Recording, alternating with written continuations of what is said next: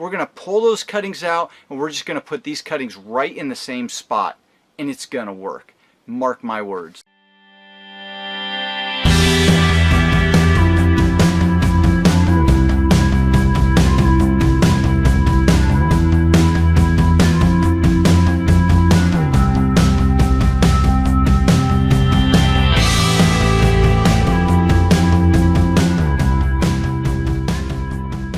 Alright guys, well, another day in another hydrangea video.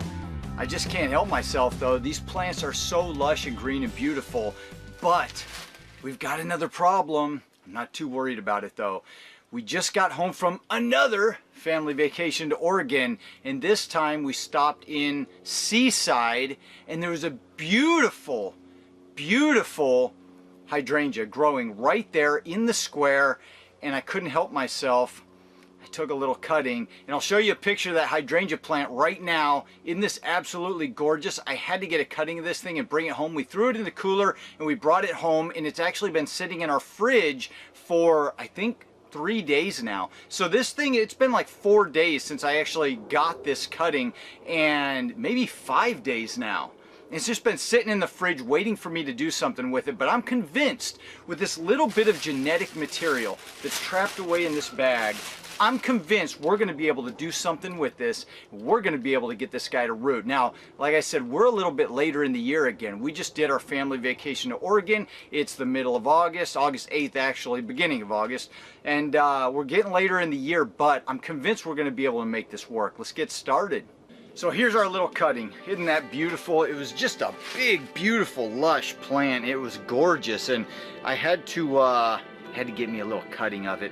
And we're gonna break this guy up into multiple pieces. I'm sure I'm gonna take multiple cuttings. And you know what we're gonna do?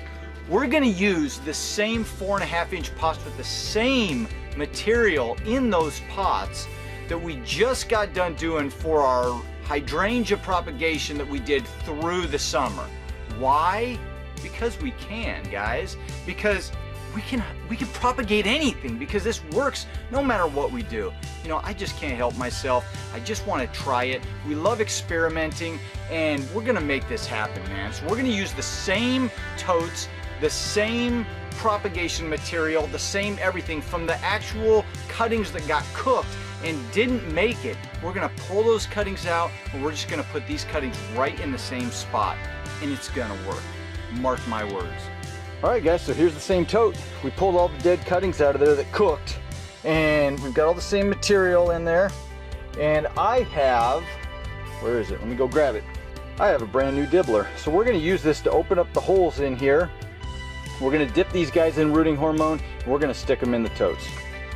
So here's my hydrangea cutting, and I think what I'm gonna do, I wanna take this top cutting for sure, and I think I'm gonna cut him right below these leaf nodes here. I want to leave plenty of node. I actually may only get a couple cuttings off of this guy.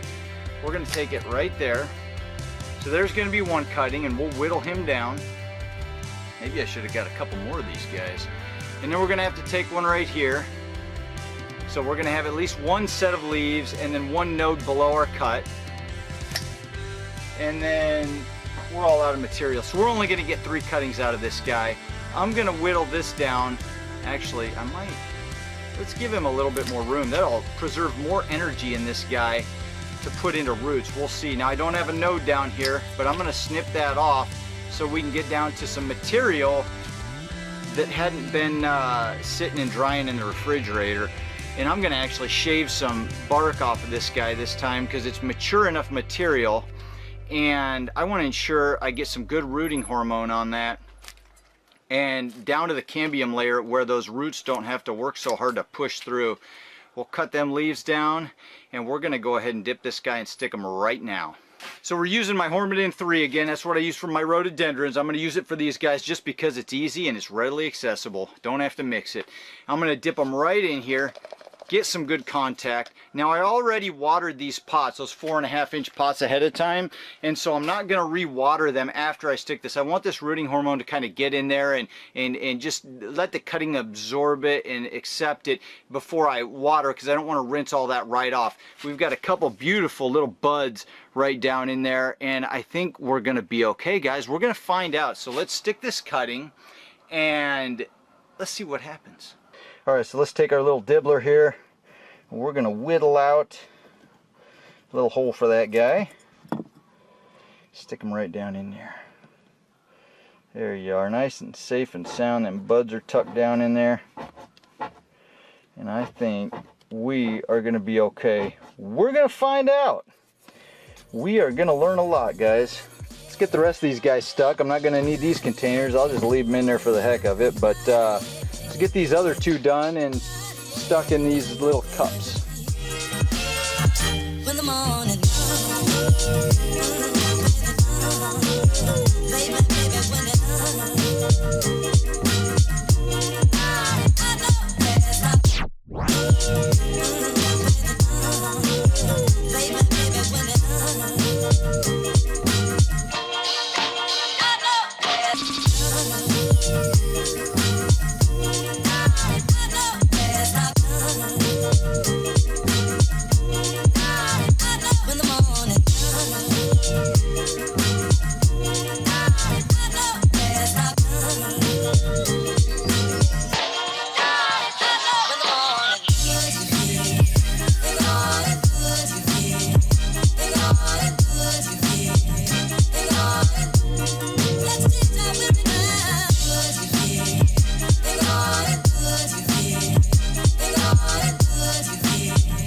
there they are, guys, all stuck, all 3 cuttings. Man, I wish I would have got more cuttings off of that plant, but there you are. We've got 3 of them, and like I said, I'm convinced this is gonna work.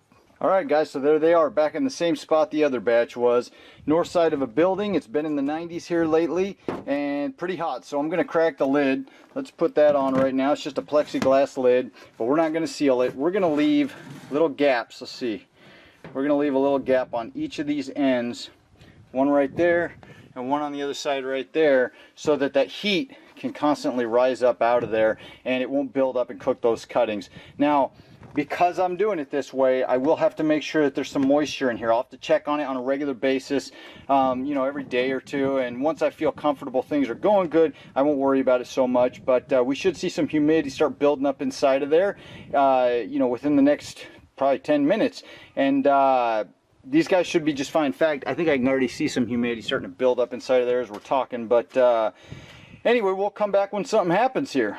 Good Lord, guys, I don't even remember when we started this little one, but it just dawned on me. I've forgotten all about these hydrangea. Let's take a look at them. So here's the tote, and all summer long I've had the lid cracked because we had a long, hot, dry summer, and I've been using this little water bottle to keep these guys moist. I haven't even touched them. I've forgotten about these guys. I haven't done anything to this in a month. It's just been sitting like this, and the medium is probably dried out, but we're gonna take a look at them and see what happens. I mean, I have totally neglected these guys. It looks like this one died back, which I checked on like a month ago, and I had a feeling it was dying, but it was also, if this helps it out at all, I took one, this was actually done in around after the first week of August, and I took this cutting in Oregon, as you saw, but it was one long cutting. This was the bottom of the cutting, so it didn't root, but you can see things are looking better as you go further up that long branch of the hydrangea. This was newer, more succulent growth, so it was more like a softwood cutting, so it'll root more readily. And this one was a little further down, so it's still alive. It's actually feels pretty good in there. It's probably rooting just fine. This guy was even further down, so you know, the growth was a little more hardened off, and it probably just was not an ideal cutting, but I stuck it anyway, and it didn't do anything. But we got 2 of them. It was an absolutely gorgeous, gorgeous hydrangea. Let's see where we're at. Let's see if we're gonna get something to happen this year and be able to have a surviving hydrangea from this variety by next spring. Let's go take them in the hoop house. All right, so here they are, little hydrangea cuttings that we got from Oregon, and it was down in Seaside. beautiful variety. So let's take a look. I don't want to disturb these because I've only got the 2 cuttings and I want to make sure I preserve at least one of them, but this looked to be the best one of the 3. Obviously one of them wasn't doing good. Let's see what we got. Do we got any roots? And we do. We've got some roots, not a ton, but you can see, hopefully, throughout there, there's a little root coming out right there, little hydrangea root. Some of this is just fungus, all that white hairy stuff. But you can see the bigger roots showing through here. And this is a 4, there's another one there. And there's a few, there's another one right there, little tiny guy. Let's see if we can get up there. Oh, there it is, see him? Little tiny root. But, you know, it's a 4.5-inch pot, so that means we've got good roots. Good solid roots all the way out to the edge of that. So this thing's rooted really well, and you can tell it's just got tons of beautiful green growth. It's very viable, healthy cutting. I think what I'm going to do is pot this up to a little bit bigger pot. I don't want to disturb those roots, but I'm going to pot up to a bigger pot and kind of protect it through the winter. Let's take a look at this guy right here. I don't want to disturb this either because, you know, I don't know how these things are going to do through the winter. There's some more. We got more roots, guys. Look at that. Lots of little roots. You see that one there? There's a few all through there. Little roots coming through. And it looks like they're all to that side. Let's put him back in. Like I said, 4.5-inch pot. So I've got roots all the way out to the edge. And it's good, viable green growth. These were actually taken. These were not taken in the springtime like I did that other hydrangea video last spring. I'll put a link up in the corner, wherever that is, to that one if you haven't seen it yet. And then I did another video where I did a comparison of taking them in the fall versus the spring and how much better they do in the spring. And if you haven't seen that video, I'll put a link up in the corner. But these were actually taken in not the fall, but they were taken in the late summer. So these were, like I said, when I was on vacation down in Oregon, it was after the first week of August. So closing in on the middle of August when we took these, and they rooted. You see, I stuck 3 cuttings and I got 2 out of 3. I mean, that's not bad. But the thing I'm interested in is not that I got every one of them to root. The thing that I was most interested in is I'm preserving those genetics. Now, I'm going to have the exact genetics, an exact clone of that hydrangea that had such a beautiful bloom on it and grew so well. I'm going to have those genetics right here in this little pot. And whether I got, you know, 1, 2, or 3 of them to root didn't matter to me. I've got the genetics here. Now next year, I'll pot these guys up into bigger pots.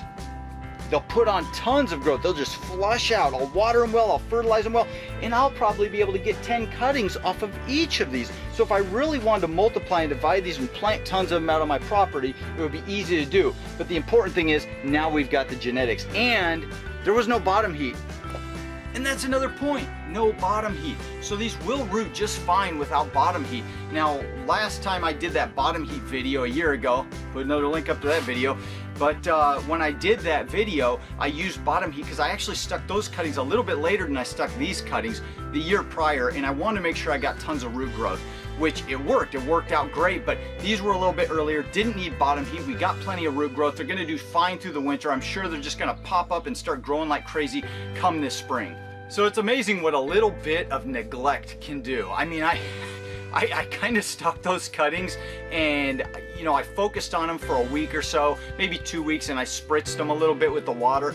But after that, I just kind of left them alone. I think a few weeks after that first couple weeks, I came back, I watered them once with the hose, made sure that the actual soil was moist here. But then I left them alone, and they've been sitting in there for darn near a month.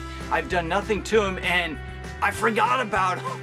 A little bit of neglect is not a bad thing, and that's a part of this whole propagation thing, is you just gotta learn patience, because these guys do what they're gonna do on their own without any of our help, without any of our intervention.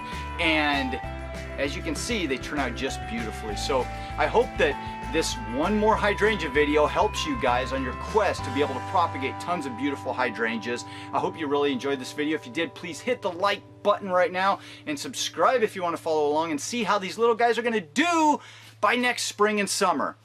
Have a fantastic week, guys, and I'll see you in the next video. Adios.